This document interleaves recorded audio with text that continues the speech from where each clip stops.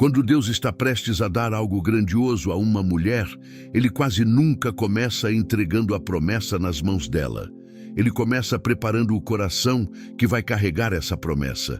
E muitas vezes essa preparação não se parece com bênção. Parece desconforto, parece inquietação, parece uma sensação estranha de que o lugar onde ela está já não comporta aquilo que Deus está formando dentro dela. Ela tenta continuar como antes, mas já não consegue descansar nas mesmas conversas, nos mesmos medos, nos mesmos ciclos, nas mesmas desculpas. Algo dentro dela começa a arder. Não é ansiedade comum, não é vaidade, não é impaciência carnal. É um chamado silencioso empurrando a alma para fora da zona onde ela aprendeu a sobreviver, mas não foi criada para permanecer.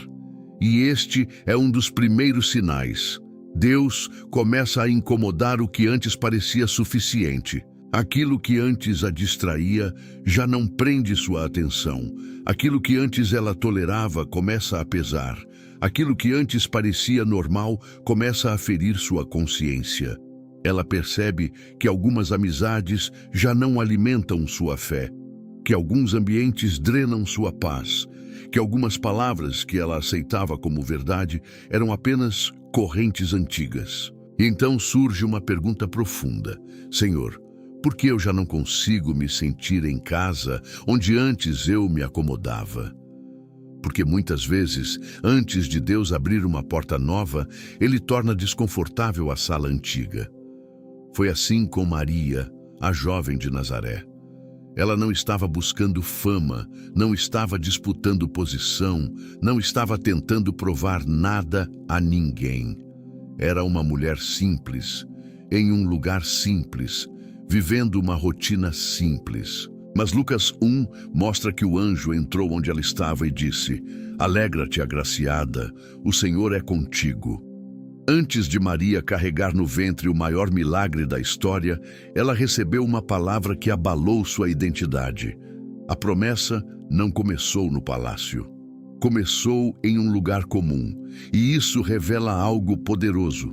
Deus não precisa de cenários grandiosos para iniciar destinos grandiosos. Ele só precisa encontrar um coração disponível. Mas repare, Maria se perturbou com aquela saudação. A Bíblia não esconde sua reação. Ela não recebeu a palavra como quem já entendia tudo. Ela foi tomada por temor, surpresa e reverência. Porque quando Deus começa a anunciar algo grande, a alma humana sente o peso daquilo que não consegue controlar. O grandioso de Deus não é brinquedo para alimentar orgulho, é chamado que exige entrega. Por isso, antes de Maria dizer, cumpra-se em mim, ela teve que atravessar a pergunta, como será isso? Há mulheres ouvindo esta mensagem que também perguntam em silêncio, como será isso, Senhor? Como vou recomeçar nesta idade? Como vou vencer essa dor? Como vou carregar essa responsabilidade? Como vou sair desse ciclo? Como vou crer depois de tantas perdas? E Deus não despreza a pergunta sincera. Ele não esmagou Maria por perguntar. Ele respondeu com presença: o Espírito Santo virá sobre ti. Em outras palavras, Deus estava dizendo: o que eu vou fazer em você não dependerá apenas da sua força. Haverá participação humana, sim. Haverá obediência, sim. Haverá renúncia, sim. Mas a origem será minha. Essa é a diferença entre ambição ferida e promessa santa. A ambição ferida nasce da necessidade de provar valor. A promessa santa nasce da vontade de Deus e conduz a mulher para uma dependência mais profunda. Talvez você esteja vivendo esse primeiro sinal. Uma inquietação que não a deixa mais dormir espiritualmente. Você tenta voltar para velhos padrões, mas algo dentro de você não aceita mais. Tenta se convencer de que está tudo bem, mas o Espírito Santo ilumina detalhes que você ignorava. Talvez você esteja cansada de viver apenas reagindo, cansada de se diminuir para caber em lugares estreitos, cansada de pedir desculpas por dons que Deus colocou em você, cansada de carregar culpas que não nasceram no coração do Pai. cansada de sobreviver quando Deus a chama para florescer. Mas cuidado, nem todo incômodo deve virar pressa. O desconforto santo não é licença para agir sem direção. Quando Deus incomoda, Ele também conduz. O erro de muita gente é sentir o mover e sair correndo sem esperar a instrução. Maria não fugiu, Maria ouviu, Maria ponderou, Maria se rendeu. Há uma diferença entre ser movida por Deus e ser empurrada pela ansiedade. A ansiedade grita: faça agora, prove agora, resolva agora. O Espírito conduz. Ouça, alinhe-se, espere, obedeça. O primeiro sinal, portanto, não é espetáculo, é despertar. É quando Deus começa a tirar o torpor da alma. É quando Ele toca em feridas que você aprendeu a esconder. É quando Ele revela que sua história não acabou no capítulo da dor. É quando Ele faz você perceber que existe vida além do que a decepção tentou definir. E esse despertar pode vir em lágrimas, em silêncio, em uma frase bíblica que atravessa o peito, em uma oração simples que desmonta defesas antigas, em uma conversa que confirma o que Deus já vinha sussurrando. Há mulheres que acham que Deus só se move quando tudo ao redor muda, mas muitas vezes o primeiro movimento é interno. Antes de mudar a casa, Deus muda a percepção. Antes de mudar o cenário, Deus muda a fome.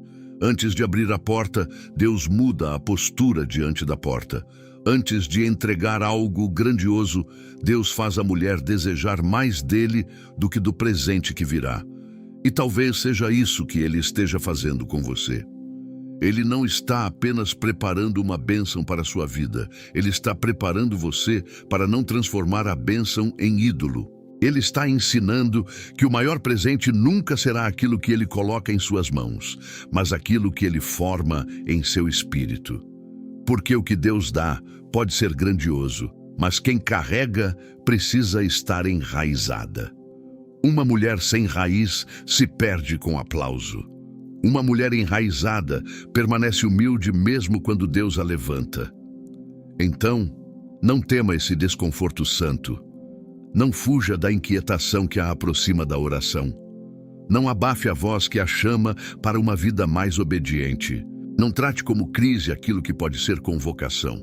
Às vezes, o incômodo é o céu batendo à porta da sua rotina dizendo: filha, levante os olhos, há mais, não mais para sua vaidade, não mais para sua comparação, mas mais de mim, mais propósito, mais cura, mais coragem, mais fruto, mais verdade.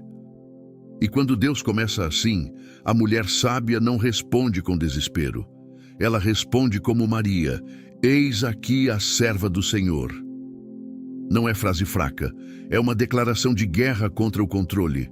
É dizer: Senhor, eu não entendo tudo, mas pertenço a Ti.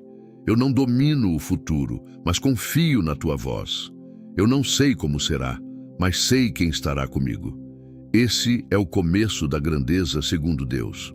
Uma mulher rendida antes de ser exaltada, curada antes de ser enviada, acordada antes de ser levantada. Depois do despertar, vem um segundo sinal que muitas mulheres interpretam errado. Deus começa a separar. E separação nem sempre significa rejeição. Muitas vezes significa proteção. Há fases em que o Senhor reduz ruídos para aumentar discernimento.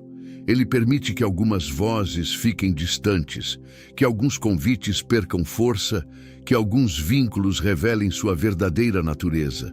E a mulher que está sendo preparada para algo grandioso começa a perceber que não pode mais caminhar com qualquer influência, nem abrir o coração para qualquer conselho, nem entregar sua intimidade a quem não respeita o mover de Deus em sua vida.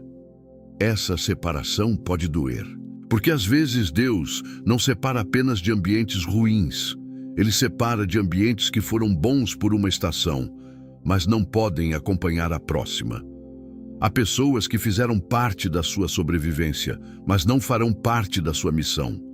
Há lugares que acolheram suas lágrimas, mas não suportariam sua cura. Há conversas que antes pareciam conforto, mas agora atrasam sua obediência.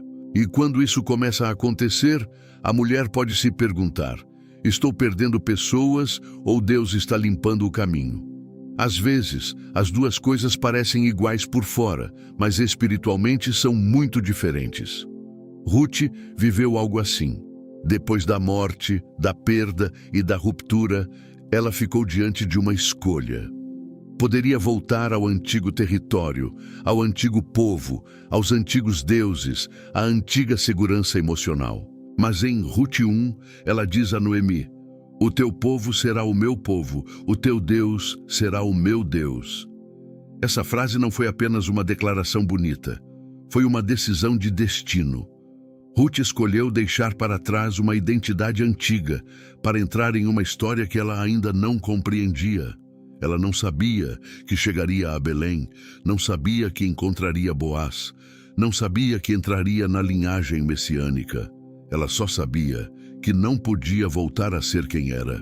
Há mulheres que estão exatamente nessa encruzilhada. Voltar parece mais fácil. Voltar ao padrão antigo, ao medo antigo, à dependência antiga, ao silêncio antigo, à versão diminuída de si mesma. Voltar ao lugar onde ninguém espera muito dela. Voltar ao ambiente onde sua ferida é conhecida, mas sua promessa é ridicularizada.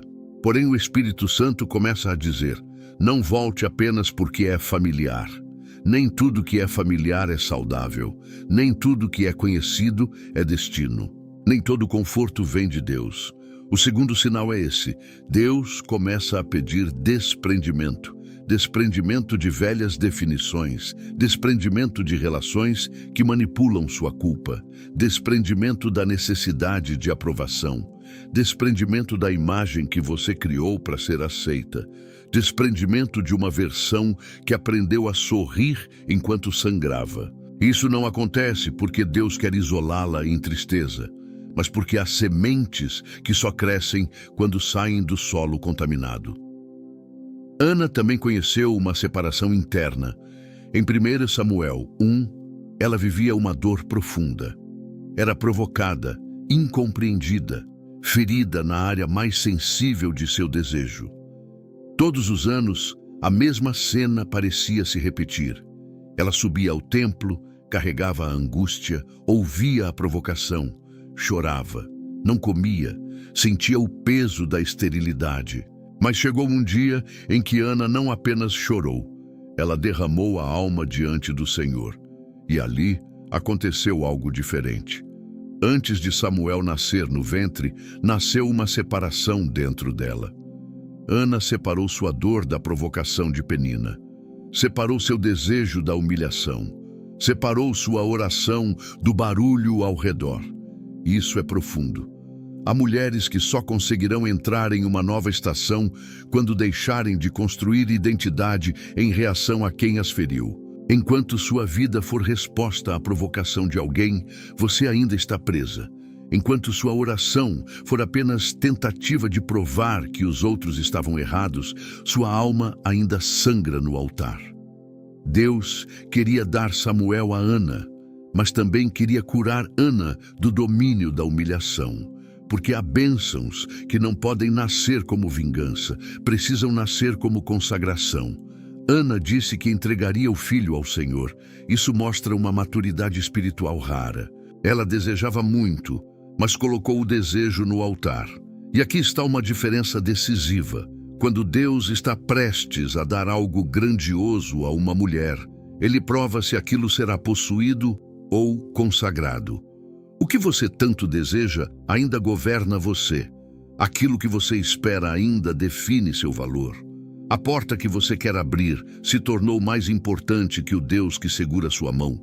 O milagre que você pede ocupou o lugar do próprio Senhor.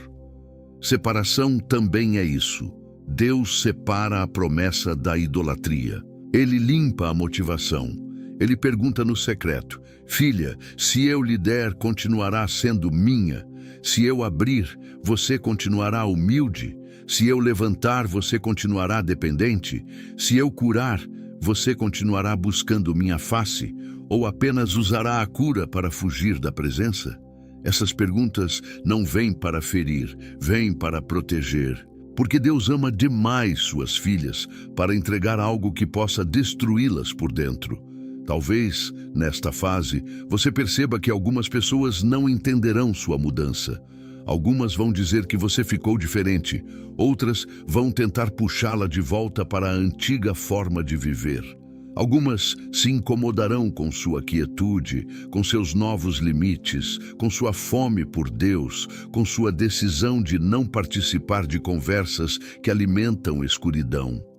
Não responda com arrogância. Não transforme separação em superioridade. Apenas obedeça. A mulher de Deus não precisa desprezar pessoas para respeitar o processo. Ela pode amar com limites, honrar com distância, perdoar sem permitir acesso ao que Deus está curando. Ruth caminhou sem mapa completo. Ana orou sem aplauso. Maria ponderou em silêncio. Todas elas carregaram algo em comum. Aceitaram que a próxima estação exigia uma separação interior. Não porque fossem melhores do que os outros, mas porque estavam sendo chamadas para uma obediência específica. O grandioso de Deus não combina com uma alma dividida entre agradar pessoas e agradar ao Senhor. Chega uma hora em que a mulher precisa decidir qual voz terá a autoridade final. E talvez essa seja a sua hora. Não uma hora de dureza, mas de firmeza. Não uma hora de orgulho, mas de santidade. Não uma hora de cortar pessoas por impulso, mas de discernir acessos. Há coisas que Deus quer gerar em você que não sobreviverão em ambientes de zombaria, incredulidade, manipulação e confusão. Proteja a semente, proteja sua comunhão, proteja sua paz. Proteja a palavra que Deus ainda está amadurecendo dentro de você, porque a separação que vem de Deus não deixa a mulher vazia, deixa-a disponível, disponível para ouvir melhor, disponível para obedecer mais rápido, disponível para ser curada com profundidade, disponível para caminhar sem precisar de aprovação constante, disponível para dizer como Ruth: eu não volto ao que me parece seguro se Deus está me chamando para aquilo que é santo. E essa disponibilidade é um sinal poderoso de que algo grandioso está sendo preparado. O terceiro sinal aparece quando Deus começa a confrontar a identidade da mulher. Antes de entregar uma missão, ele toca na forma como ela se vê, porque ninguém carrega bem uma promessa enquanto continua se chamando pelo nome que a dor lhe deu. A rejeição dá nomes, o abandono dá nomes, o fracasso dá nomes, a comparação dá nomes, o abuso emocional dá nomes, a culpa dá nomes, a idade dá nomes, a sociedade dá nomes. Mas quando Deus está prestes a fazer algo grandioso, Ele interrompe essas vozes e pergunta: quem disse que você é isso? Há mulheres que se acostumaram tanto a serem definidas por suas feridas que se assustam quando Deus as chama por um nome novo. Chamam-se atrasadas, esquecidas, difíceis, quebradas, insuficientes, velhas demais, frágeis demais, marcadas demais. Mas o céu não consulta as etiquetas colocadas por pessoas.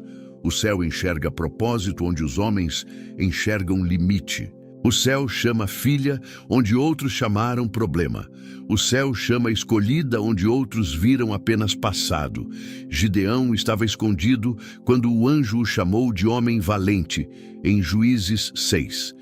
Embora ele não fosse mulher, a cena revela um princípio que se aplica profundamente à alma feminina ferida. Deus não chama seus filhos pelo medo do momento, mas pelo destino que ele mesmo plantou. Gideão se via pequeno, o menor, improvável, sem força. Mas Deus o via pela ótica da missão. Muitas mulheres vivem escondidas, não em cavernas físicas, mas em cavernas emocionais. Escondem dons, palavras, sonhos, sensibilidade, liderança, sabedoria. Escondem-se porque um dia foram criticadas demais, interrompidas demais, diminuídas demais. E então, Deus chega não para bajular, mas para revelar: eu não a vejo como você aprendeu a se ver. Débora também nos mostra essa força. Em Juízes 4, ela aparece como profetisa e juíza em Israel, uma mulher com discernimento em uma época de opressão. Ela chama Baraque e entrega uma direção de Deus. Débora não aparece pedindo permissão para ser obediente. Ela não usa sua voz para competir, mas para servir ao propósito divino. Sua autoridade nasce da comunhão, não da vaidade. Sua firmeza nasce da escuta, não da carência de reconhecimento. Isso é essencial.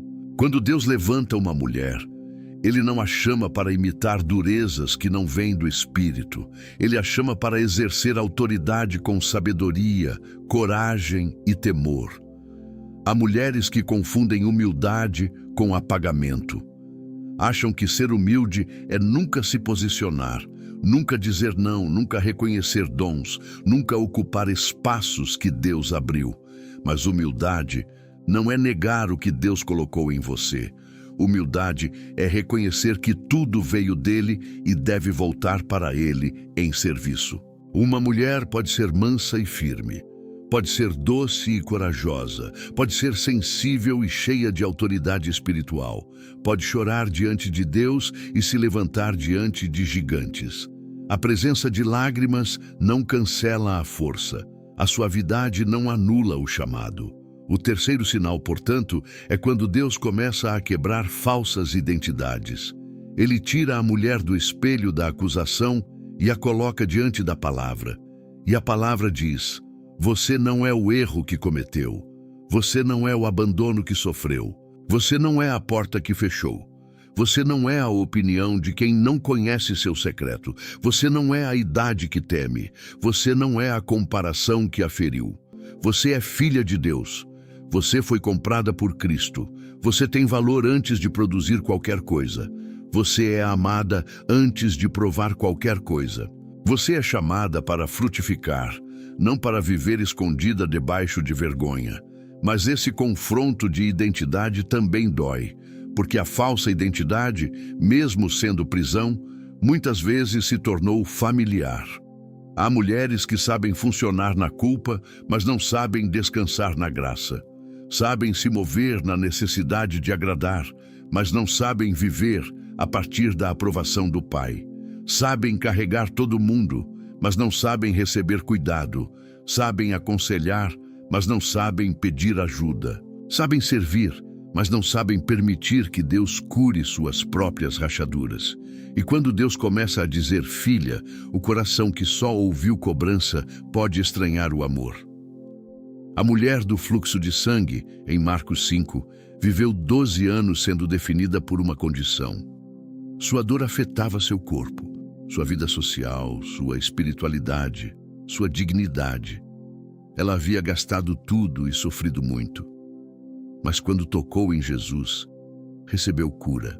E Jesus não apenas permitiu que ela fosse embora curada fisicamente, ele a chamou publicamente de filha. Essa palavra restaurou mais do que o corpo, restaurou identidade. Ela não era apenas a mulher do fluxo, era filha. Não era apenas um caso difícil, era filha. Não era apenas uma história de perdas, era filha. Há mulheres que precisam ouvir isso antes de qualquer grande promessa. Filha. Antes de ministério, filha. Antes de casamento restaurado, filha. Antes de negócio, filha. Antes de reconhecimento, filha. Antes de portas abertas, filha. Antes de qualquer resposta visível, filha. Porque se você não recebe sua identidade em Deus, poderá usar a bênção para tentar preencher um vazio que só o amor do Pai cura. E nenhum presente, por mais grandioso que seja, consegue substituir a voz do Pai dizendo quem você é. Quando Deus está prestes a entregar algo grandioso, Ele não permite que você continue chamando prisão de personalidade. Talvez você diga, eu sou assim mesmo, insegura, calada, explosiva, desconfiada, sempre me anulando. Mas Deus pergunta, isso é quem você é ou é como você aprendeu a se defender? Há traços que não são identidade, são armaduras. Há reações que não são personalidade, são feridas tentando sobreviver. Há durezas que não são força, são medo sem tratamento. Há silêncios que não são mansidão, são vozes sufocadas por rejeição. O Espírito Santo começa a tocar nesses lugares. Ele não arranca tudo com violência. Ele ilumina, ele consola, ele confronta, ele conduz. Ele ensina a mulher a falar sem ferir, a se calar sem se anular, a servir sem se perder, a amar sem se submeter ao abuso, a perdoar sem entregar novamente a chave da alma a quem não se arrependeu. Ele forma maturidade, e maturidade é essencial para carregar algo grande. Talvez você esteja nesse processo. Deus está mudando a forma como você se apresenta diante dele. Suas orações já não começam apenas com culpa, começam com confiança. Você já não entra na presença como estranha, mas como filha. Você começa a perceber que não precisa mendigar amor de pessoas quando foi aceita no amado. Você começa a discernir que sua voz importa, que sua história pode servir, que sua dor curada pode se tornar fonte de consolo para outras vidas. Não resista a esse novo nome. Não se agarre ao rótulo antigo porque ele explica sua dor. Deus não está apagando sua história. Ele está redimindo sua leitura sobre ela. Ele não está fingindo que nada aconteceu. Ele está mostrando que o que aconteceu não terá a palavra final. O grandioso que Deus dá a uma mulher começa quando ela deixa de concordar com a mentira e passa a concordar com o céu. E quando uma mulher concorda com o céu, algo se levanta dentro dela que o inferno não consegue controlar. O quarto sinal costuma assustar, porque vem como resistência. Quando Deus está prestes a fazer algo grandioso, nem sempre o caminho fica mais leve imediatamente. Às vezes, a oposição aumenta. Não porque Deus perdeu o controle, mas porque aquilo que está nascendo começa a incomodar estruturas antigas. Há portas que, antes de se abrirem, revelam quem não queria ver você de pé.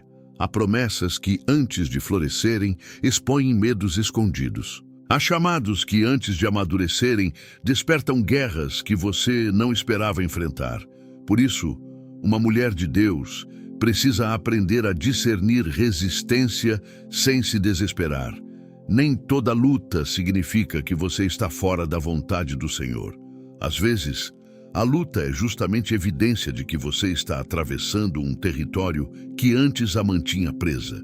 O inimigo não se incomoda com uma mulher adormecida em culpa, paralisada por medo, escondida em vergonha, alimentando comparações e aceitando migalhas emocionais.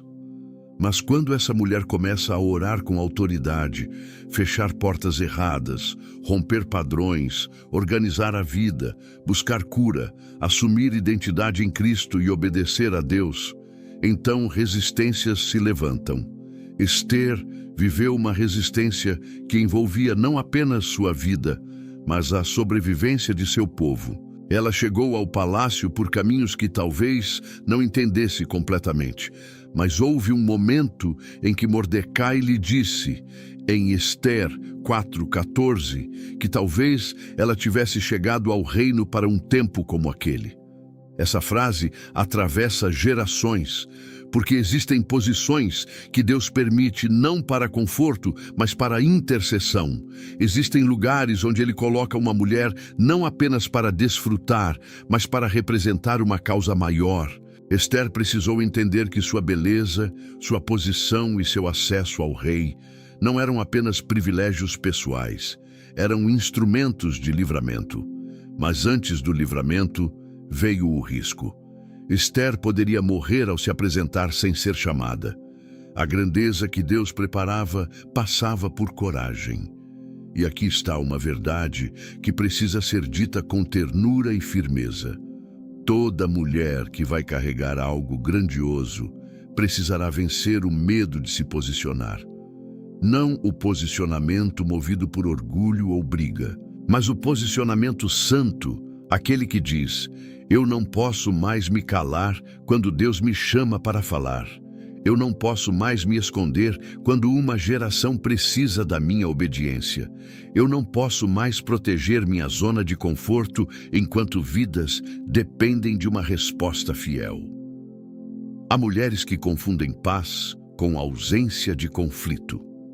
Mas a paz de Deus não é covardia disfarçada. A paz de Deus pode estar presente até quando você precisa entrar em uma conversa difícil, tomar uma decisão impopular, interromper um ciclo familiar, confrontar uma injustiça, pedir ajuda, denunciar uma mentira, estabelecer limites, assumir um chamado. Paz não é tudo ao redor concordar.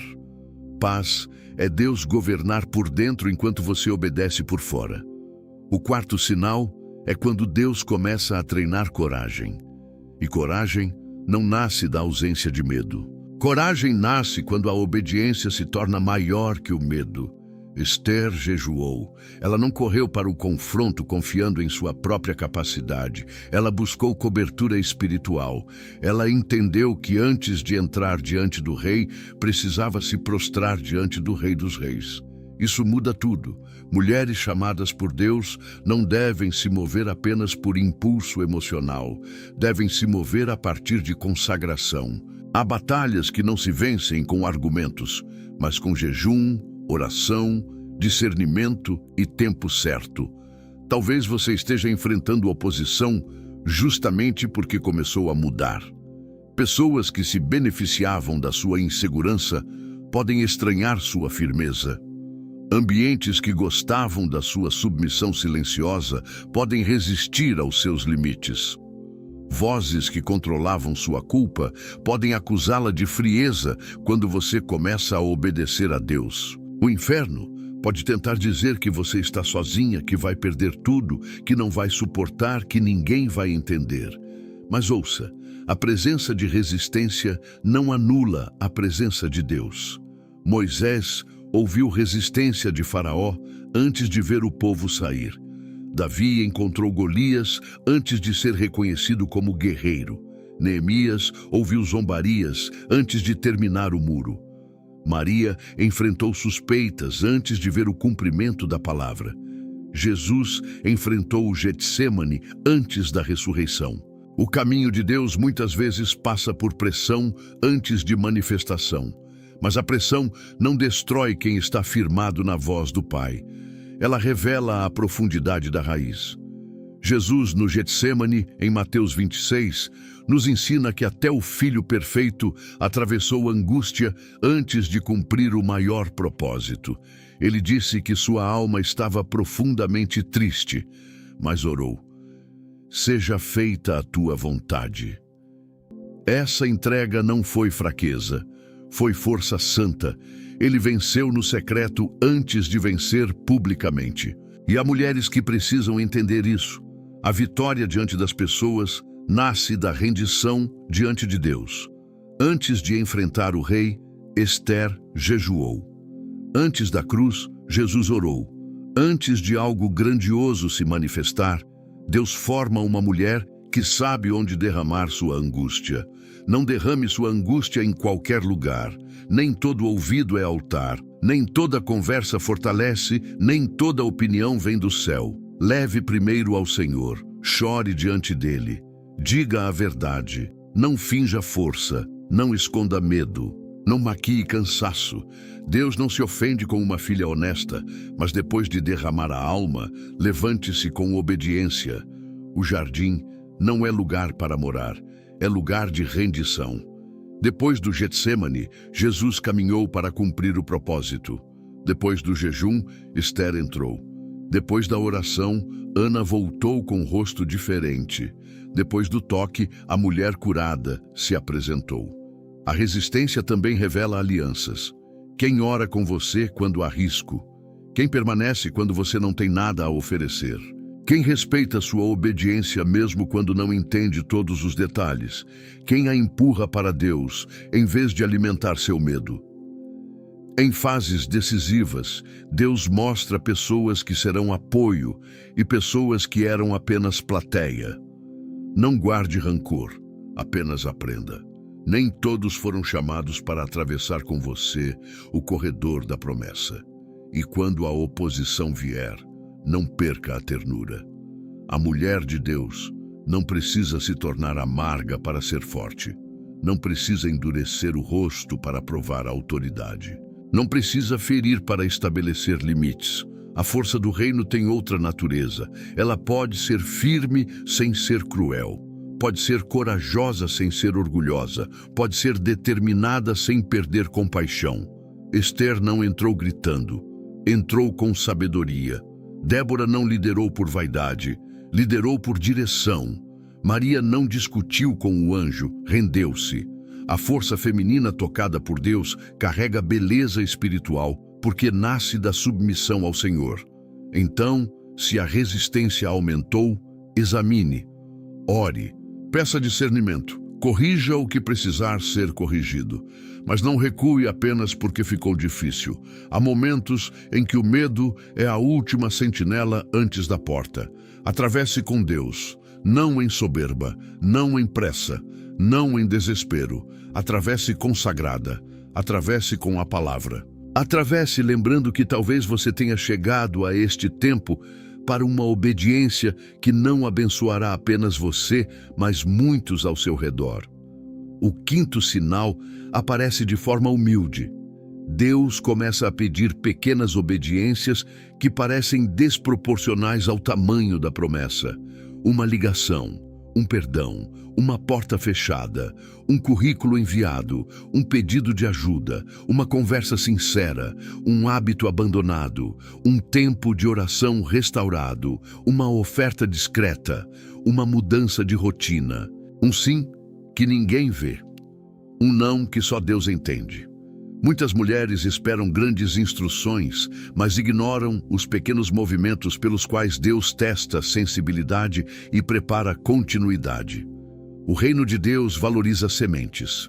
O mundo valoriza espetáculo. Por isso, quando Deus está prestes a fazer algo grandioso, Ele frequentemente conduz a mulher a gestos simples que parecem pequenos demais para significar alguma coisa. Mas no reino, o tamanho visível do gesto não revela o tamanho espiritual da obediência. Uma pequena obediência no tempo certo pode abrir um caminho que anos de ansiedade não abririam. Uma pequena renúncia pode quebrar um ciclo antigo. Uma pequena entrega pode revelar uma confiança que o céu estava formando em silêncio. A viúva de Sarepta, em 1 Reis 17, vivia uma situação extrema. Havia fome na terra, e ela tinha apenas um punhado de farinha e um pouco de azeite. Quando Elias lhe pediu alimento, ela disse que prepararia a última refeição para ela e seu filho antes de morrer. Que cena dolorosa! Uma mulher no limite, contando o resto, cercada pela escassez. Mas a palavra do profeta veio: não temas. E então ela obedeceu. Não porque tinha abundância, mas porque recebeu uma direção em meio à falta. O resultado foi provisão contínua. A farinha não acabou e o azeite não faltou durante aquele tempo. Essa história precisa ser tratada com temor. Ela não é autorização para manipular mulheres em sofrimento. Não é mensagem para pressionar quem está vulnerável. É uma revelação sobre confiança dirigida por Deus. O ponto não é dar por pressão, é obedecer quando o Senhor fala. A viúva tinha uma palavra específica, e quando ela agiu sobre essa palavra, descobriu que Deus podia sustentar onde a lógica humana só via fim. O grandioso, às vezes, começa quando a mulher entrega a Deus aquilo que parece pequeno demais para resolver, mas grande demais para soltar. Há mulheres segurando seu último punhado em muitas áreas. Um pouco de esperança, um pouco de força, um pouco de fé, um pouco de coragem, um pouco de alegria, um pouco de confiança depois de tantas decepções. E Deus não despreza esse pouco. Ele não olha para sua pequena fé com zombaria. Ele sabe o que custou você ainda estar aqui. Sabe quantas vezes você pensou que não teria força para mais um dia? Sabe quantas noites você venceu sem aplauso? E talvez hoje ele esteja dizendo: filha, Entregue esse pouco em minhas mãos, não para eu tomar de você, mas para eu multiplicar vida onde você só enxergava fim. No Evangelho de João 4, a mulher samaritana foi ao poço em uma hora incomum, provavelmente evitando olhares e comentários. Ela carregava uma história complexa, marcada por sede emocional e relações quebradas. Jesus a encontrou ali e pediu água. De novo, um pedido simples abriu uma conversa eterna. Ele não começou acusando, começou aproximando, e quando a verdade veio à luz, não foi para destruí-la, mas para libertá-la. Jesus ofereceu água viva. Depois daquele encontro, ela deixou o cântaro e foi chamar a cidade. Veja a beleza disso. A mulher que antes talvez evitasse pessoas, passou a testemunhar para pessoas. Aquilo que era lugar de vergonha tornou-se ponto de envio. O cântaro deixado para trás simboliza mais do que um objeto esquecido. Representa uma antiga forma de buscar saciedade. Quando Jesus toca a sede de uma mulher, ela para de tentar beber de fontes que nunca a satisfizeram. E isso também é um sinal. Antes de dar algo grandioso, Deus começa a mudar suas fontes. O que antes parecia necessário perde domínio. A aprovação que ela mendigava perde força. O ciclo que prometia alívio, mas produzia vazio, é exposto. Pequenas obediências aparecem assim. Pare de voltar ao poço errado. Pare de procurar vida em quem só aumenta sua sede. Pare de alimentar conversas que reacendem feridas. Pare de negociar sua paz por migalhas de atenção. Pare de se esconder de Deus como se Ele não soubesse sua história. Volte para a fonte, fale com Cristo. Permita que Ele toque a verdade sem que você fuja. A mulher samaritana não tinha um currículo religioso perfeito, mas teve um encontro real. E um encontro real pode transformar uma vida marcada em instrumento de despertamento. Isso confronta a mentira de que Deus só usa mulheres com passado impecável. Deus usa mulheres rendidas, mulheres que deixam o cântaro, mulheres que aceitam a verdade, mulheres que param de fingir, mulheres que não transformam a vergonha em esconderijo eterno, mulheres que dizem: venham ver um homem que me disse tudo quanto tenho feito. Há poder no testemunho de uma mulher que não precisa mais viver mascarada. O quinto sinal é, portanto, a sensibilidade aos detalhes. Deus começa a mostrar que a grande virada não virá apenas por grandes eventos, mas por obediências diárias. Você começa a perceber que precisa acordar de outro jeito, falar de outro jeito, gastar seu tempo de outro jeito, cuidar do corpo como templo, tratar a casa como ambiente de paz, ordenar pensamentos, vigiar palavras, pedir perdão mais rápido, parar de adiar o que Deus já deixou claro. O grandioso não nasce apenas no momento da exaltação, nasce na repetição de pequenas fidelidades. Muitas mulheres querem entender tudo antes de obedecer. Mas a obediência bíblica quase sempre começa com luz suficiente para o próximo passo, não para o caminho inteiro. Ruth não sabia o final quando foi respigar. Esther não sabia todos os desdobramentos quando decidiu entrar. Maria não sabia tudo sobre a cruz quando disse sim ao anjo. A viúva não sabia como Deus sustentaria o amanhã quando preparou o pão. A samaritana não sabia que sua história alcançaria gerações quando deixou o cântaro. Elas obedeceram ao passo diante delas. Qual é o passo diante de você? Não fuja para perguntas grandes se Deus já respondeu a pequena. Não diga: Senhor, mostra meu destino, enquanto ignora. Perdoe, descanse, organize, procure ajuda, ore, cale essa acusação, feche essa porta. Comece de novo.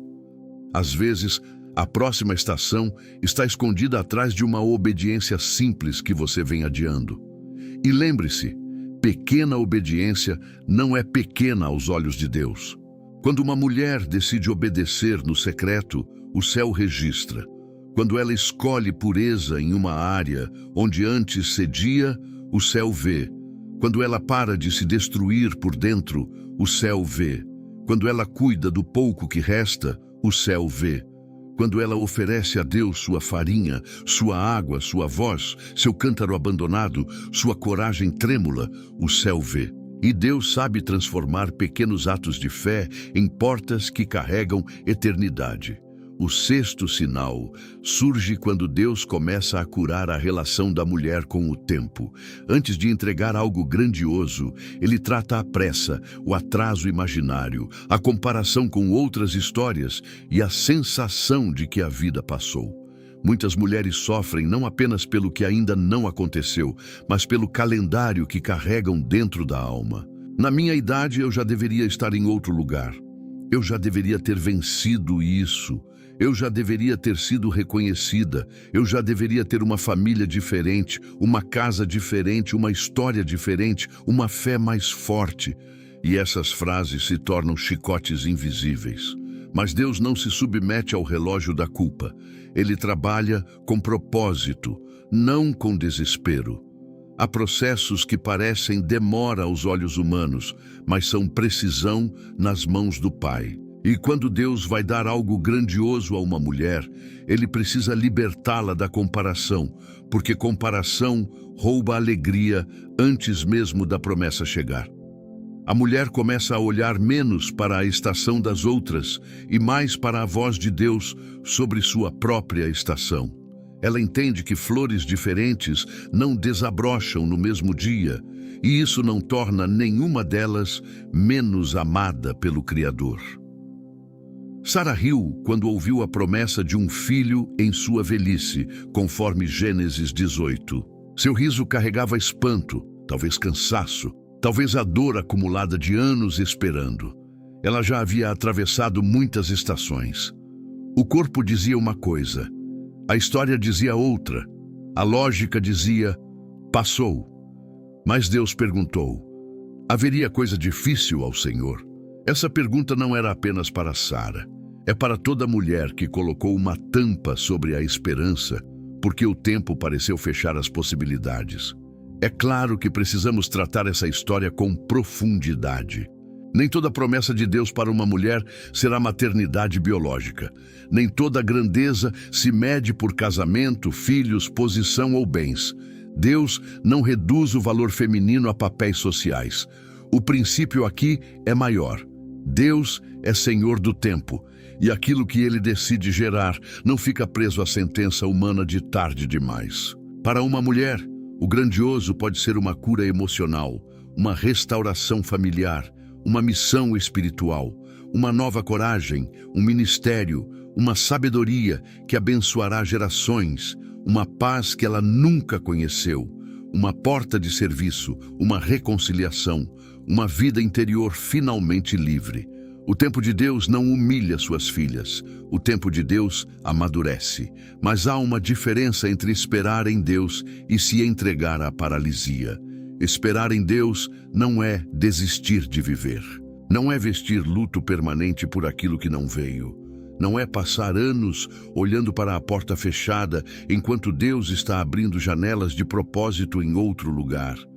Esperar em Deus é permanecer sensível, obediente, fértil por dentro, mesmo quando certas respostas ainda não chegaram por fora. Isabel, mãe de João Batista, também viveu a marca da espera. Lucas 1 a apresenta como justa diante de Deus, mas estéril e avançada em idade. Essa combinação é poderosa, justa, mas esperando, fiel, mas sem resposta visível, amada por Deus, mas carregando uma ausência. Isso quebra a teologia rasa que diz que toda espera é falta de fé ou castigo. Há mulheres fiéis que esperam, há mulheres justas que choram, há mulheres obedientes que ainda carregam perguntas. Mas a ausência de uma resposta não é a ausência de Deus. Quando Isabel concebeu, não recebeu apenas um filho, participou de um movimento profético que prepararia o caminho para Cristo. O que parecia atraso estava conectado a um tempo maior. Isso não significa que toda dor será explicada de forma simples, mas significa que Deus não desperdiça processos rendidos. Ele sabe encaixar histórias em propósitos que ultrapassam nossa compreensão imediata. Aquilo que você chama de demora pode estar sendo trabalhado em dimensões que seus olhos ainda não alcançam. O sexto sinal é quando a mulher começa a ter paz com o ritmo de Deus. Ela para de correr por pânico, para de se comparar com irmãs, amigas, vizinhas, pessoas da igreja, parentes, mulheres mais novas, mulheres mais velhas. Ela começa a dizer: Senhor, eu não quero uma vida copiada, eu quero uma vida obediente. Isso é libertador, porque a comparação sempre mente. Ela mostra o palco dos outros e esconde os bastidores. Mostra a colheita e esconde as sementes. Mostra o sorriso e esconde a guerra. Mostra o resultado e esconde o processo.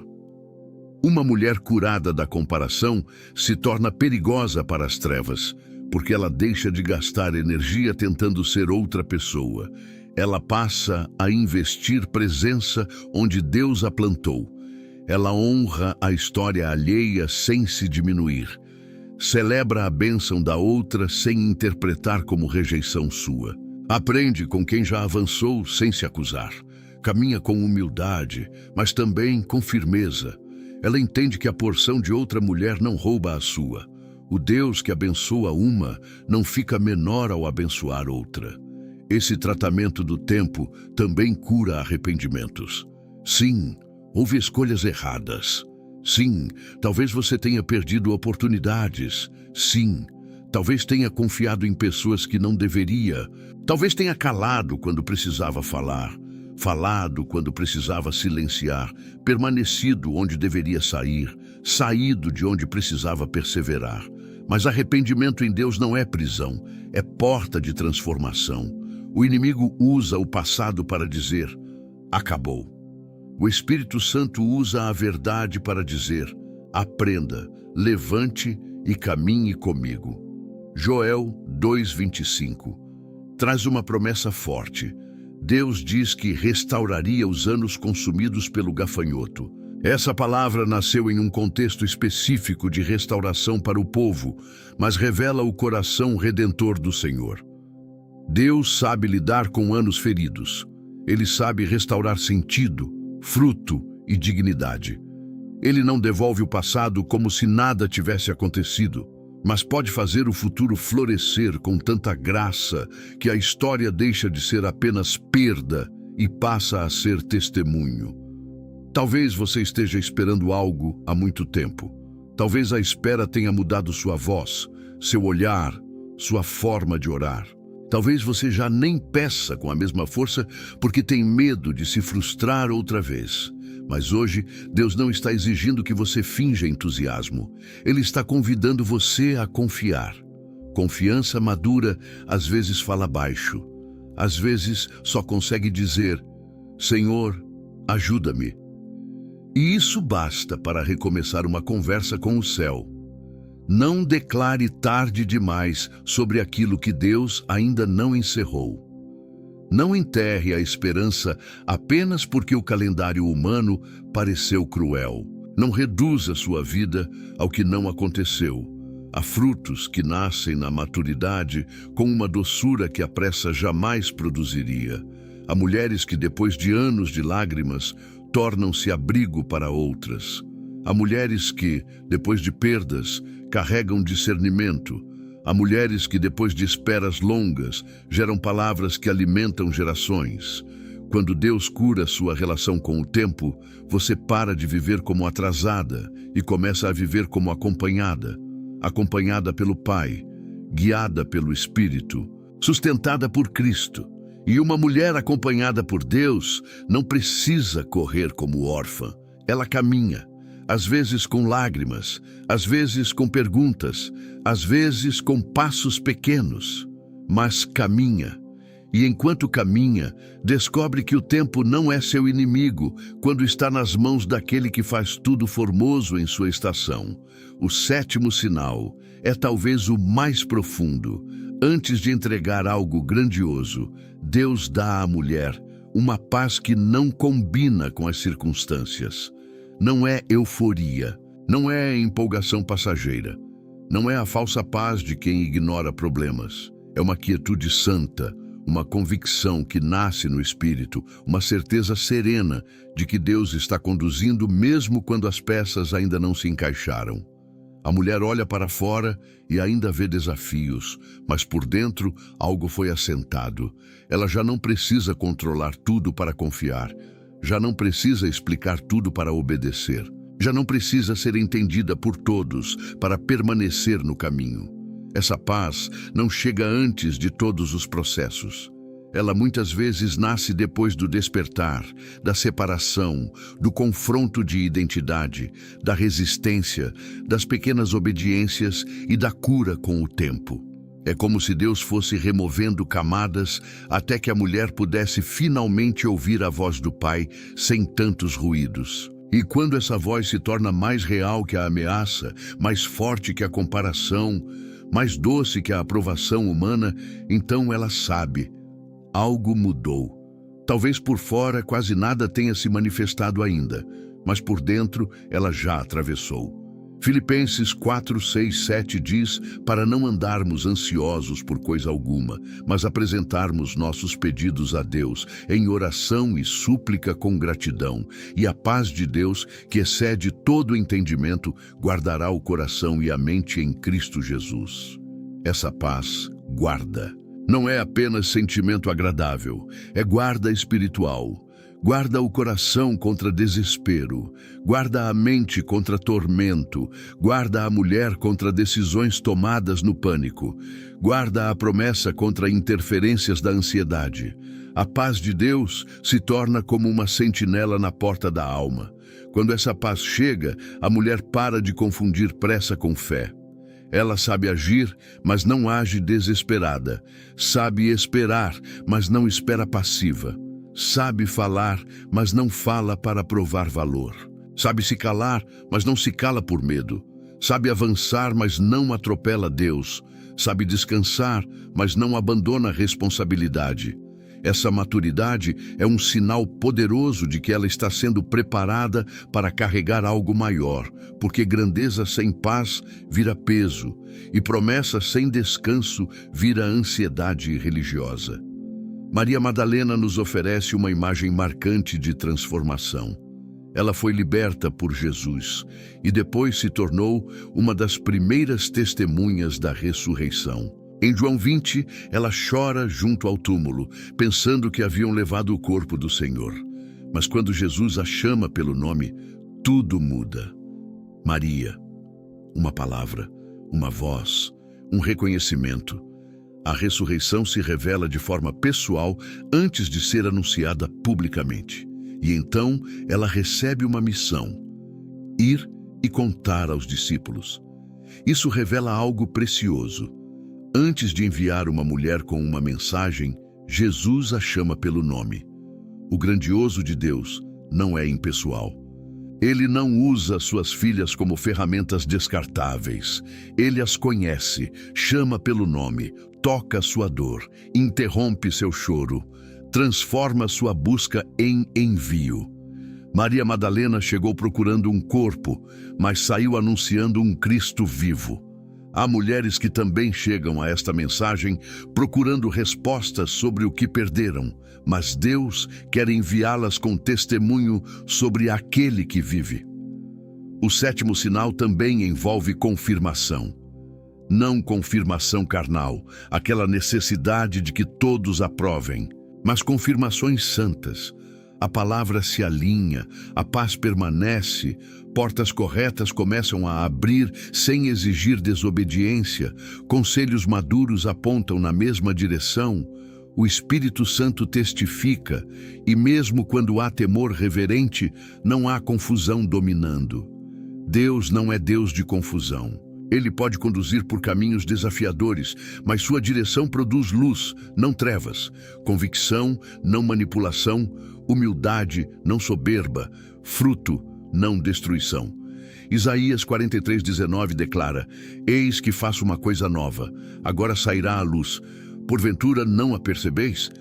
Essa palavra precisa ser recebida com discernimento. O novo de Deus não é apenas novidade externa. É vida brotando onde havia deserto, caminho surgindo onde parecia impossível avançar, rios correndo em lugares secos. Quando Deus dá algo grandioso a uma mulher, muitas vezes Ele primeiro lhe dá percepção para reconhecer o novo, porque há pessoas que pedem novidade, mas continuam presas a velhas leituras. Deus está fazendo, mas elas não percebem porque esperam que venha do jeito antigo. Perceba o novo. Talvez o novo seja uma paz que você nunca teve. Talvez seja coragem para dizer não. Talvez seja desejo de orar novamente. Talvez seja uma porta pequena, mas limpa. Talvez seja uma cura lenta, mas real. Talvez seja uma conversa que muda direção. Talvez seja o fim de uma dependência emocional. Talvez seja uma fome pela palavra. Talvez seja uma força tranquila para recomeçar. Nem todo novo chega com barulho. Às vezes, chega como broto. E brotos precisam ser protegidos. Agora olhe para os sinais costurados nesta caminhada. Primeiro, Deus incomoda o lugar antigo.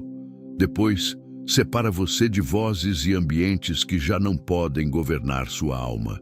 Em seguida, confronta sua identidade e lhe chama de filha. Então, permite resistência para treinar coragem. Depois, pede pequenas obediências que parecem simples, mas carregam destino.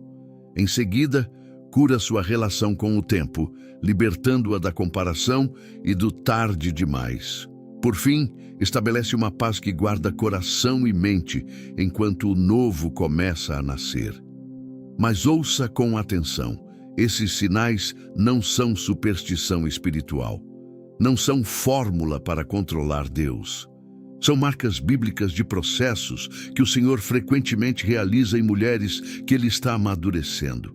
O centro não é a promessa. O centro é Cristo. O grandioso não é maior que Deus. O sinal não é maior que a presença. A bênção não é maior que o doador. Se algo a afasta de Jesus, não é grandioso segundo o reino, por mais impressionante que pareça. Mas se algo a aproxima de Deus, cura sua alma, aumenta seu amor, desperta sua obediência e frutifica em vida, então há beleza santa nesse caminho. Mulher de Deus, não despreze o que Ele está fazendo em você. Não chame de confusão aquilo que é transição. Não chame de solidão aquilo que é separação para cura. Não chame de fraqueza aquilo que é rendição. Não chame de atraso aquilo que é preparo. Não chame de pequeno aquilo que Deus pretende multiplicar. Não chame de fim aquilo que Cristo ainda pode ressuscitar. Há sementes no seu chão, há palavras sobre sua vida, há lágrimas que Deus recolheu, há dores que não serão desperdiçadas. Há uma voz chamando seu nome junto ao túmulo das coisas que você pensou que haviam acabado. Levante-se, mas não levante como quem precisa provar algo. Levante como filha. Caminhe, mas não caminhe como órfã. Caminhe acompanhada. Obedeça, mas não obedeça para comprar amor. Obedeça porque já foi amada. Sirva, mas não se perca no serviço. Fale, mas fale debaixo da unção. Espere, mas espere com lâmpada acesa. Avance, mas avance com temor, porque o Deus que começa a boa obra também sabe completá-la.